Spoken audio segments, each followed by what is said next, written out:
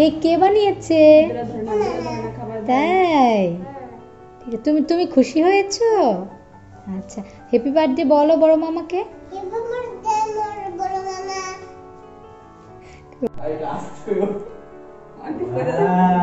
অয়ন্তী, অনেক সুন্দর কেক। হ্যাঁ, কে বানিয়েছে কেক? থ্যাংক ইউ সবুজ, থ্যাংক ইউ। খাবে কেক? ছোট্ট মামা কোনটা তোমার? অয়ন্তী কেক খাবে, আব্দুল্লাহ কেক খাবে।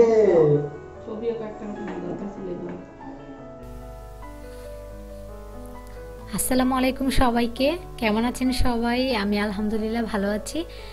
আজকে অনেক অনেক দিন পর চলে আসলাম আরেকটি ভিডিও নিয়ে। আসলে এর মধ্যে অনেক ব্যস্ত ছিলাম, আর সাডেনলি আমি কুমিল্লা গিয়েছিলাম, আমার গ্রামের বাড়ি। তো সেজন্য আমি মোটামুটি একটু বিজি ছিলাম, সেজন্য কোনো ব্লগ নিয়ে আসতে পারিনি। আর এতক্ষণ যেই কেকের ভিডিও দেখেছেন, ওই কেক দুইটাই বানিয়েছে আমার ছোট ভাই সবুজ। তো ভাইয়া এবং আপুর বার্থডে মোটামুটি কাছেই ছিল, 2 দিন আগে পরে। তো তাদের দুজনের বার্থডে আমরা একই দিনে সেলিব্রেট করেছি, এবং তাদেরকে সারপ্রাইজ দিয়েছে সবুজ কেক বানিয়ে, নিজের হাতে কেক বানিয়েছে। আর এখন আমি যাচ্ছি হচ্ছে কুমিল্লার উদ্দেশ্যে, রওনা হয়েছি আমি। তো কুমিল্লা যাচ্ছি, এবং ভাবলাম যে আমি সবার সাথে একটু শেয়ার করি আমার কুমিল্লা ট্যুরটা। কারণ অয়ন্তী হওয়ার পর আমি আর কখনো এরকমভাবে একা কোথাও যাইনি, এবং টোটালি আমি একা যাচ্ছি। প্ল্যান হচ্ছে আমার আম্মাকে নিয়ে আসব ঢাকায়। আম্মা হচ্ছে আমার বড় আপুর বাসায়। তো আম্মা ওখান থেকে আসবে কুমিল্লাতে, আমি ওখান থেকে আম্মাকে পিক করে আমি ঢাকায় আসবো। হয়তো বা আমি 2 দিন ওখানে স্টে করব, আমি ইনশাল্লাহ আপনাদের সাথে শেয়ার করব। এখন আমি কমলাপুর আসলাম, কমলাপুর থেকে আমি বাসে উঠেছি রয়্যাল কোচে করে আমি যাচ্ছি। আমার সাথেই থাকবেন, আমি অনেক কিছু শেয়ার করব। তা আমার ভিডিওগুলো আপনারা দেখতে থাকবেন, তাহলে আমার এই কুমিল্লার ট্যুর কেমন হলো আশা করি সবার ভালো লাগবে, জানতে পারবেন যে আমি অয়ন্তীকে ছাড়া কীভাবে থেকেছি। আর যারা এখনও আমার চ্যানেলটি সাবস্ক্রাইব করেননি, অবশ্যই সাবস্ক্রাইব করে ফেলবেন যদি আমাকে ভালোবেসে থাকেন। আর বেল আইকনটা প্রেস করে দিবেন যেন আমার নেক্সট ভিডিও নোটিফিকেশান পেয়ে যান, আপডেটটা যেন পেয়ে যান, সেজন্য বেল আইকনটা প্রেস করা জরুরি। আর অবশ্যই সাবস্ক্রাইব করে দিবেন। আর যারা সাবস্ক্রাইব করেছেন তাদেরকে অনেক অনেক ধন্যবাদ সাবস্ক্রাইব করার জন্য, আমার পাশে থাকার জন্য।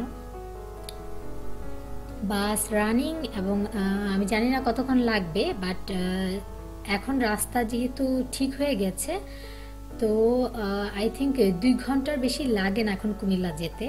তো 2 ঘন্টায় আমি পৌঁছে যাব। এখন হচ্ছে বাজে 9টা, আমি 9টায় বাসে উঠেছি। 9টা, 10টা, 11টা, 12টা বা 11টায় আমি পৌঁছে যাব কুমিল্লায় আশা করি। আর আমি তো অবশ্যই সব কিছু শেয়ার করবো, তো আমার সাথেই থাকেন। আর যেহেতু এই করোনা পরিস্থিতিতে এরকমভাবে সিটির বাইরে যাওয়া হয়নি, এমনকি আমরা ঢাকার মধ্যেও খুব একটা ঘোরাঘুরি করি না, তো আমার মোটামুটি একটু ভয় লাগছে। তো আমি মোটামুটি সব ধরনের সেফটি অবলম্বন করেই যাচ্ছি, কারণ এই করোনা পরিস্থিতিতে আসলে জীবন তো আর থেমে থাকে না। তো বেশ অনেক দিনই আমরা কিন্তু একদম থেমেই গিয়েছিলাম। তা এখন মনে হলো যে না, যখন দরকার হয় তখন কিন্তু ঠিকই যেতে হয়। আমার আম্মাকে ঢাকায় নিয়ে আসা অনেক জরুরি হয়ে গেছে, সেজন্য আমাকে বের হতে হয়েছে অয়ন্তীকে রেখে, কারণ ও তো বাচ্চাদেরকে নিয়ে তো আর বের হওয়া যায় না।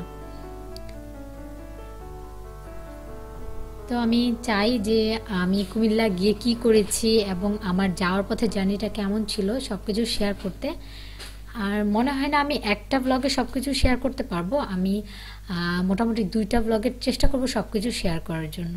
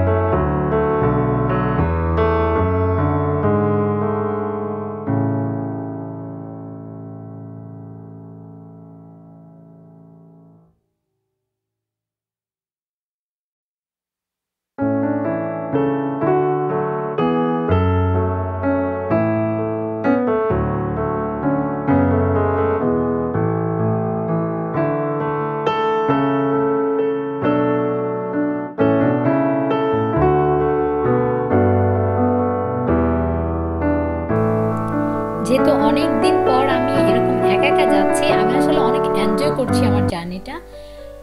আর অনেক দিন পর কুমিল্লা যাচ্ছি, মোটামুটি 1 বছর পর। তো আমার খুবই ভালো লাগছে। একা হলেও আমি বোর ফিল করছি না, জার্নিটাকে আমি এনজয় করছি। মাঝে মধ্যে একটু অয়ন্তীর জন্য খারাপ লাগছে যে অয়ন্তী হলেও অয়ন্তী খুব এনজয় করতো, কিন্তু যতটাই এনজয় করুক, একটা মানে একা একা জার্নি করা আর বাচ্চাদেরকে সাথে নিয়ে জার্নি করাটা অনেক টেনশনের। এবং আমি এমনিতেই আমার বাচ্চার ব্যাপারে অনেক মানে অনেক বেশি আমি নার্ভাস হয়ে যাই ওর কোনো কিছু হলে। সেজন্য আমি ওকে ছাড়াই অনেক ভালো ফিল করছি যে অন্তত ও বাসায় আছে, সেফ আছে, কোনো প্রবলেম নেই। মানে ওর জন্য খারাপ লাগছে, কিন্তু সাথে সাথে আবার ভালো লাগছে। মনে হচ্ছে যে না, আমারও তো নিজের মতো করে একটু ঘোরাফেরার দরকার আছে। এবং আমার মনে হয় যারা হচ্ছে নতুন মা আছেন বা আমার মতো যাদের বেবি আছে, তাদের এরকম একটু নিজেকে স্পেস দেওয়া উচিত। মাঝে মধ্যে বাসার যে অন্য মেম্বারগুলো আছে তাদের কাছে বাচ্চার দায়িত্বটা দিয়ে কিন্তু এরকম একটু বেরিয়ে যেতে পারেন, মানে নিজের লাইফটাকে এনজয় করার জন্য। এবং আমার মনে হয় না এটা একটা খারাপ হবে।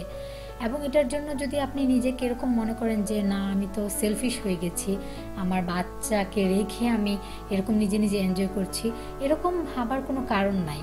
কারণ আপনার বাচ্চার লাইফ একটা লাইফ, এবং তার জন্য আপনি 100% দিচ্ছেন। আপনাকেও কিন্তু আপনার জন্য কিন্তু আপনাকেই কিছু করতে হবে। অন্যরা করবে, অন্যরা আপনাকে হ্যাপি করবে, সেগুলো তো অন্যদের ব্যাপার, কিন্তু আপনারটা আপনার নিজেকেই মানে বুঝে নিতে হবে যে আমি কিভাবে খুশি হই, আমার নিজের খুশিটা নিজেরই দেখতে হবে। তো এরকম যদি মাঝে মধ্যে একটু ঘোরাফেরা করা হয়, সেটা যে কোনো জায়গা হতে পারে। যেমন আমার পছন্দের জায়গা হচ্ছে আমার গ্রামের বাড়ি, তো এরকম কিন্তু আশেপাশে ঢাকায়ও অনেক আপনাদের পছন্দের জায়গা থাকতে পারে। এরকম একটু একা একা আসলে বের হয়ে ঘুরে আসা উচিত। তাহলে বাচ্চাদেরকে অনেক সময় কিন্তু বাচ্চাদেরকে যখন আমরা অনেক বিরক্ত হয়ে যাই, আমাদের কাছে একটু বার্ডেন মনে হয় যে মাঝে মধ্যে কিন্তু অনেক মায়েদেরকে বলতে শোনা যায় যে ওর জন্য আমার লাইফ শেষ হয়ে গেছে, আমার কেরিয়ার নষ্ট হয়ে গেছে, আমি কোথাও যেতে পারি না। মায়েরা যদি মুখ দিয়ে নাও বলে, মনে মনে হলে ওই জিনিসটা চলে আসে যখন না সে নিজের টাইমটা নিজে না পায়, নিজেকে একটা স্পেস না দেয়। সেজন্য আমি বলবো যে যারা পরিবারের অন্যান্য মেম্বাররা আছে তাদেরও উচিত মায়েদেরকে একটা আলাদা স্পেস দেয়া, যে না, যাও তুমিও একটু নিজের মতো থাকো, একটু ঘুরে আসো, বাচ্চাটাকে আমরা রাখছি। তো এই হেল্পটা যদি প্রতিটা ফ্যামিলি থেকে মায়েরা পায়, তাহলে আমার মনে হয় না যে কোনো মায়েরা বাচ্চাদেরকে মারবে বা বাচ্চাদেরকে বকা দিবে, অসুস্থ হয়ে যাবে, এই জিনিসটা হবে না। আলহামদুলিল্লাহ আমি আমার ফ্যামিলি থেকে সাপোর্টটা পাচ্ছি। আমার ফ্যামিলির শ্বশুরবাড়ির যে মেম্বার্সরা আছে তারা আমাকে অনেক সাপোর্ট দিয়েছে। আমি এই কুমিল্লা ট্যুর থেকেই মানে বুঝতে পারছি তারা মানে আমি তো আমার নিজের ডিসিশন নিজেই নিতে পারি, আমার কোনো বাইন্ডিংস নাই। আমার হাজব্যান্ডও আমাকে অনেক হেল্প করেছেন।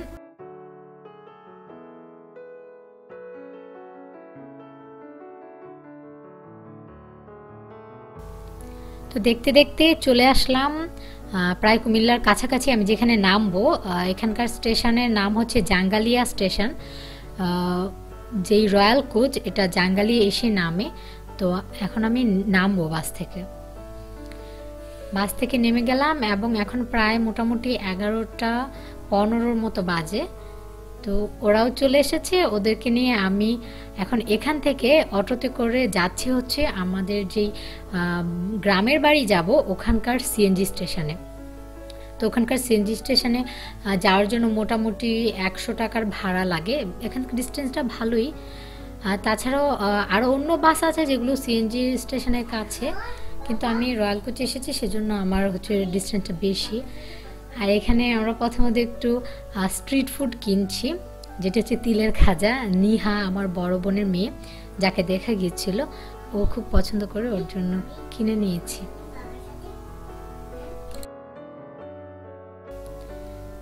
তো আমরা এখান থেকে আবার কিছু স্ট্রিট ফুড কিনেছি। নিহার জন্য তিলের খাজা কিনেছি। আসলে তিলের খাজাটা অনেক মজা হয়, সচরাচর চোখে পড়ে না, তো এখানে চোখে পড়লো সেজন্য নিয়ে নিলাম। আর আমরা সিএনজিতেও উঠে গেছি। এখন আমরা যাচ্ছি হচ্ছে আমাদের গ্রামের বাড়ির দিকে, ব্রাহ্মণপাড়া। তো আমার কাছে সবচাইতে মজার এই জার্নিটাই মনে হয়, সবচাইতে মজা লাগে এই জার্নিটা। যদিও এখানকার যে রাস্তাটা একটু রিস্কি, কারণ রাস্তাটা ওয়ান ওয়ে না, দুই দিক থেকেই গাড়ি আসা যাওয়া করতে থাকে, এবং এটার লেন্থটা অনেক কম, চওড়া না খুব একটা রাস্তাটা। তো আর সিএনজিগুলো এত স্পিডে চালায়, আসলে ভয় লাগার মতোই। তো আমার খুবই ভয় লাগে, কিন্তু তারপর আমি এনজয় করি, কারণ রাস্তার চারপাশের যে প্রাকৃতিক পরিবেশটা ওইটা আমার খুবই ভালো লাগে, এবং আমি আপনাদের সাথে শেয়ার করছি, আমার মনে হয় আপনাদেরও ভালো লাগবে। আর এরকম প্রাকৃতিক পরিবেশ আপনি যতই ঢাকায় গাছপালা থাকুক না কেন, গ্রামের মতো এরকম সুন্দর কিন্তু লাগবে না। বাংলাদেশের সবচাইতে সুন্দর মানে প্রাকৃতিক পরিবেশ, বাংলাদেশের সবচাইতে সুন্দর হচ্ছে গ্রামেই। আর আমার মনে হয় আপনারা আমার এই ভিডিও দেখে বুঝতে পারছেন যে কতটুকু সুন্দর। তো আমি আমার নেক্সট ভিডিওতে অবশ্যই আমি গ্রামের বাড়ি গিয়ে কি কি করেছি সেগুলো শেয়ার করব। তো আজকের ভিডিও এমনিতে অনেক লম্বা হয়ে গেছে, তাই আজকের জন্য আল্লাহ হাফেজ। সবাই ভালো থাকবেন, সুস্থ থাকবেন, এবং আমার জন্য অনেক অনেক দোয়া করবেন, এবং আমার এই ট্যুরটা যেন অনেক আনন্দের হয় সেটার জন্য অনেক দোয়া করবেন।